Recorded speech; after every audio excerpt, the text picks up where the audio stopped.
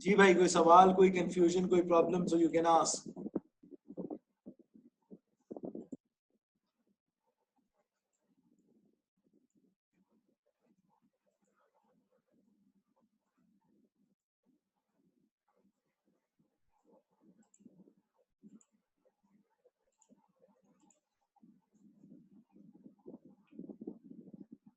भाईजान क्या हो गया, सांप सूंघ गया क्या? बच्चों मेरे साथ हो, कहाँ इधर चले गए हो? नहीं सर, ये पे आ रही है बात समझ में? जी। चलो इसको देखो, अब सॉल्यूशन देखो।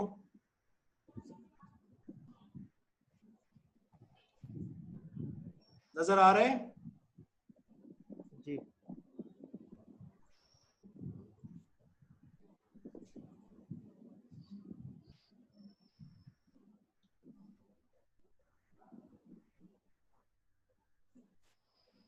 सर एक सवाल था।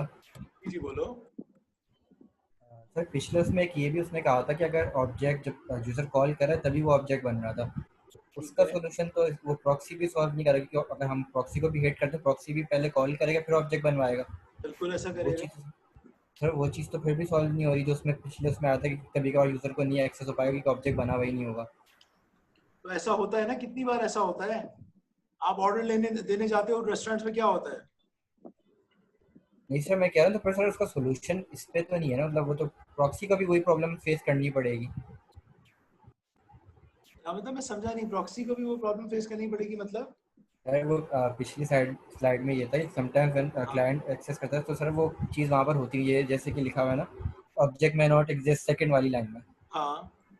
ऑब्जेक्ट में not exist until it is actually need. तो सर प्रॉक्सी भी तो सॉल्व नहीं कर पाएगी, क्योंकि प्रॉक्सी भी तो ऑब्जेक्ट को हिट करेगा पहले, नहीं, क्योंकि वो भी कोई ऐसी चीज है कि हर कोई बंदा उसको एक्सेस करना चाहता है, लेकिन उसको नहीं पता होता कि उसको एक्सेस करेगा या नहीं करेगा। सही है, तो हम इमीडिएट जो एक्सेस दे देंगे उसको किसकी दे देंगे? प्रॉक्सी की दे देंगे। फिर अगर कोई रियल बंदा होगा तो उसकी और मजीद इन्वेस्टिगेशन के अंदर जाएगा। जैसे इसकी मिसाल आप ये भी ले सकते हैं कि फेसबुक पे बहुत सारे एड्स होते हैं, किसी बंदे ने कोई बिल्डिंग शेयर कराई हुई है कि यार इस बिल्डिंग के अंदर अपार्टमेंट्स हैं, तो वहां पर ही लोग कमेंट्स करके कहना शुरू कर देते हैं डिमांड डिमांड डिमांड डिमांड। आप लोगों ने देखा होगा बहुत सारी चीजों में। तो जो जी सर, प्रोफेशनल कंपनीज होती हैं वो डिमांड डायरेक्ट नहीं बताती। वो क्या कहती हैं, आपको कहती है प्लीज ये फॉर्म भरे, फिर हमारा एजेंट आपको कांटेक्ट करेगा। Call for price. हाँ, कॉल नहीं, कॉल फॉर प्राइस, या फिर वो कहते हैं फॉर्म फिल कराएं। तो वो आपसे पहले क्या फिल कराते हैं? वो आपसे पहले फॉर्म फिल कराते हैं।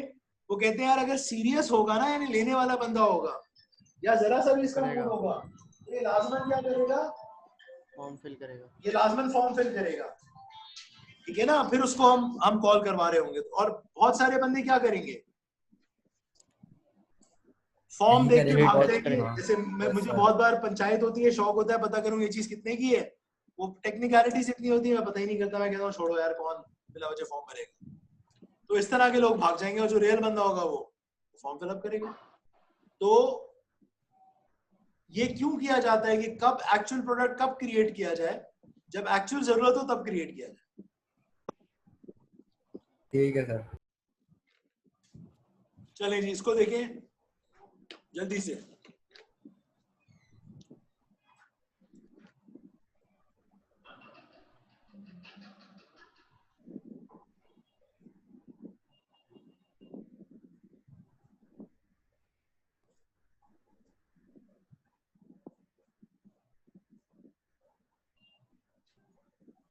दोनों सब क्लासेस है सब्जेक्ट की।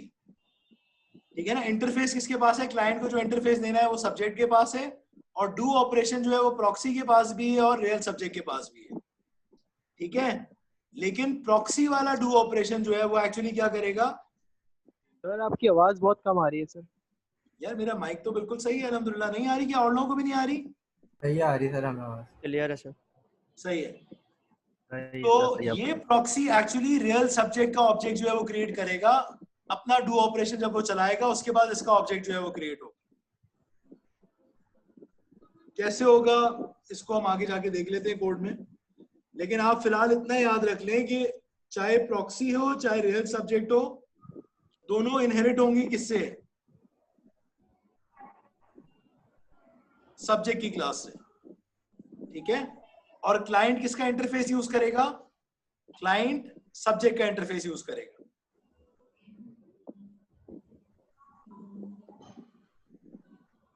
ये देखें,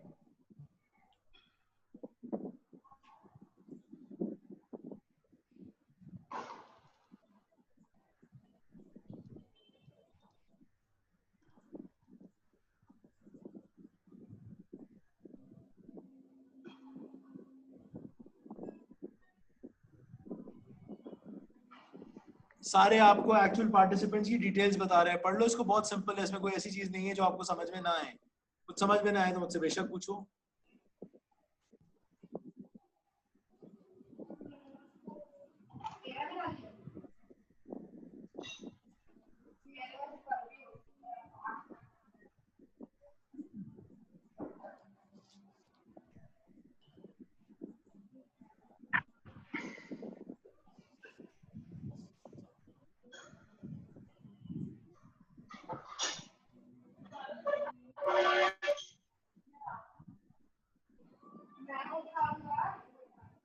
जी भाई, सब्जेक्ट के पास प्रॉक्सी भी है और रियल सब्जेक्ट भी है।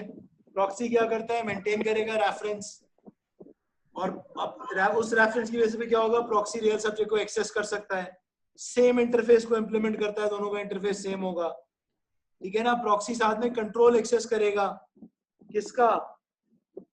रियल सब्जेक्ट का, सही है ना, क्योंकि उसकी क्रिएशन और डिलीशन के लिए रिस्पॉन्सिबिलिटी प्रॉक्सी को देंगे, ठीक है। और दूसरी रिस्पॉन्सिबिलिटीज काइंड्स ऑफ प्रॉक्सीज के लिए डिपेंड कर सकती है। और रियल सब्जेक्ट क्या है? वो ऑब्जेक्ट है जिसको प्रॉक्सी क्या कर रहा है? रिप्रेजेंट कर रहा है। प्रॉक्सी की बहुत सारी टाइप्स हो सकती हैं, लेकिन इसमें पॉपुलर इतनी नहीं है। पॉपुलर 2-3 है, पहले आप एप्लीकेबिलिटी पढ़ें, फिर मैं आपको बताता हूँ 2-3 जो पॉपुलर है वो समझा देता हूँ।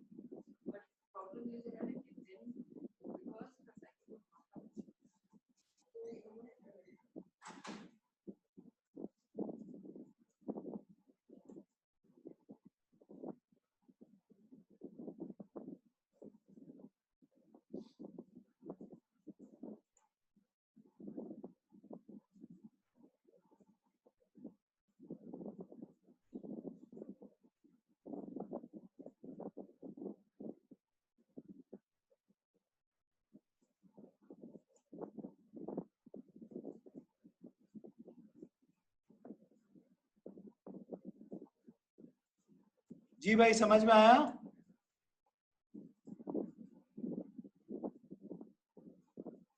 मोर सोफिस्टिकेटेड एक्सेस आपने देना हो या रेफरेंस देना हो किसी ऑब्जेक्ट का सिंपल पॉइंटर्स के अलावा, तो आप प्रॉक्सी यूज करें, सही है ना। कंट्रोल करनी हो एक्सेस, कोई एक्सपेंसिव है किसी ऑब्जेक्ट का बनाना, डायरेक्ट ना बनवाना हो तो क्या यूज करें? तो आप प्रॉक्सी यूज करें, सही है ना। तो बहुत सारे सिनेरियोज हैं जिसमें प्रॉक्सी आप यूज कर सकते हैं।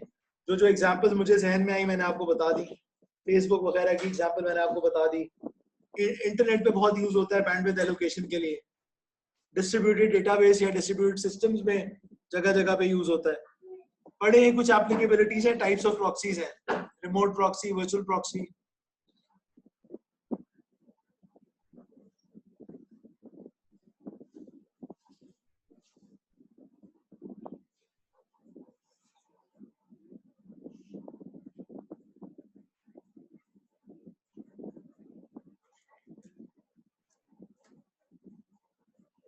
रिमोट प्रॉक्सी कब यूज होगा? रियल सब्जेक्ट किसी और जगह पर है और आपका जो क्लाइंट है वो कहाँ है? वो कोई और जगह पे है, तो आप कैसे कम्युनिकेट कराएंगे उनको? बताओ। आप उनको रिमोट प्रॉक्सी के थ्रू इंप्लीमेंट कर सकते हैं। वर्चुअल प्रॉक्सी क्या करेगा? जो एक्सपेंसिव ऑब्जेक्ट क्रिएट होना है उसको डिले करवाएगा ऑन डिमांड। मिसाल कौन सी आएगी? फेसबुक वाली। प्रोटेक्शन प्रॉक्सी क्या करेगा? ये मेक श्योर करेगा कि जो बंदा एक्सेस करने जा रहा है किसी चीज को वो ऑथेंटिक है या नहीं है, ठीक है ना। स्मार्ट रेफरेंस छोड़ दो, डेटा स्ट्रक्चर से रिलेटेड हो जाएगा। बाकी बस ये 3-4 याद रख लो आप लोग, सिर्फ ये रिमोट याद रख लो, वर्चुअल याद रख लो, प्रोटेक्शन याद रख लो और फायरवॉल याद रख लो। नेटवर्क रिसोर्सेज को मैनेज करना हो, सबको पता है फायरवॉल क्या करती है? Yes sir. ठीक है ना, रोकती है स्पेसिफिकली। तो नेटवर्क रिसोर्सेज को प्रोटेक्ट करने के लिए हम फायरवॉल प्रॉक्सी यूज कर सकते हैं। अच्छा, अब यहाँ हम वाइंड अप करते हैं क्योंकि 50 हो गए मेरी घड़ी में और लाइट चली जाएगी, मुझे रिकॉर्डिंग भी आपकी अपलोड करनी है। आप सिर्फ ये 4 टाइप्स देख लीजिएगा, रिमोट, वर्चुअल, प्रोटेक्शन और फायरवॉल, और कोड आप देख लीजिएगा दोनों का, पर ये वर्चुअल प्रॉक्सी का जरूर देख लेना। सर कोई सैंपल कोड थोड़ा, सॉरी सर कोई सैंपल कोड वगैरह मतलब नहीं ये रहा ना बेटा, हाँ। नजर आ रहा है? ठीक है सर, ठीक ये वाला सही वर्चुअल प्रॉक्सी का पूरा चलता हुआ कोड है। ठीक है सर, देख ठीक है, लेंगे। ये आप चला के देखिए, आराम से आसानी के साथ चलेगा, कोई प्रॉब्लम इसमें नहीं आनी चाहिए। C# का कोड है, आप सुकून से चलाइए।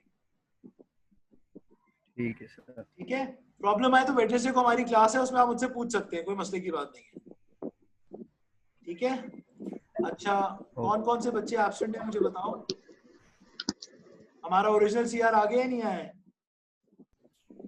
जी सर, मौजूद हूँ। मौजूद है। जी सर।